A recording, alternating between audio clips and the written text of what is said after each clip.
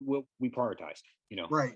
You know, Yeah, because that's why we can definitely move. maybe on Ben Johnson was in the ear a little bit more than Aaron Glenn was, but it just That's a good call. I mean, because I get it. Like Jameson Williams, probably gonna be a dog. Like I get the pick.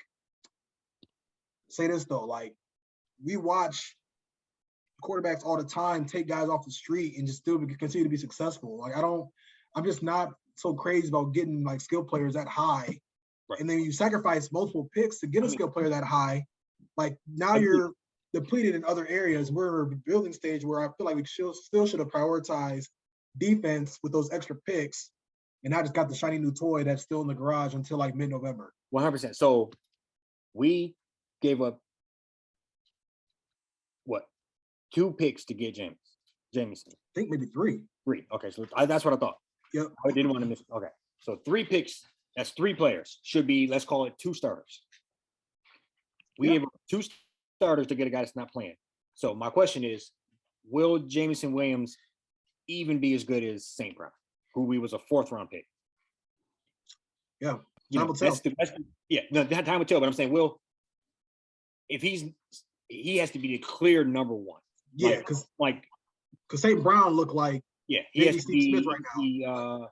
Justin Jefferson. He has to be Chase. He has to be Metcalf. He has to be in that breath in order for this to be worth it. Because St. Brown is one of the top 10 receivers, and we got him with the 160 pick. So, that's the bar. That's what we were rooting. That's why we thought you were winning before, is because we were getting these diamonds in the rough. Mm-hmm. Now we're doing more of what has never worked before, and that's getting a fancy receiver. Yeah, and I hope you hope that production gonna be there. Like I said, he obviously no training camp, not a whole lot of that going on, so it's gonna take a little while. But I mean, I'm seeing Olave 100 yards receiving, Garrett Wilson catching game-winning touchdowns, Drake London doing his thing. Like that, I agree with you. The production had better be there. Yeah. I mean, Goff doing what he's doing, but it's and I'm still not like really, and I'm not even really trying to. I'm not a guy that questions whatever. I'm not, and it sounds more harsh than it is. But really, like, why ain't he back yet? Yeah. Not sure. Like he tore it in first week of January.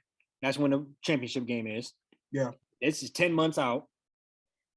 Last year, my man for the Rams tore his shit in August and played in playoffs.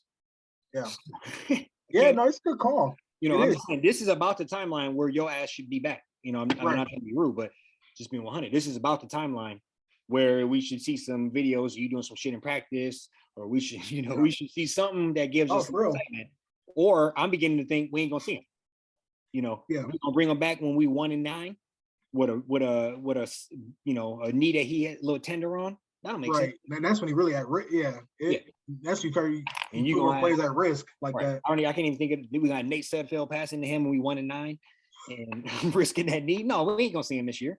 So, it is what it is. I think I don't know.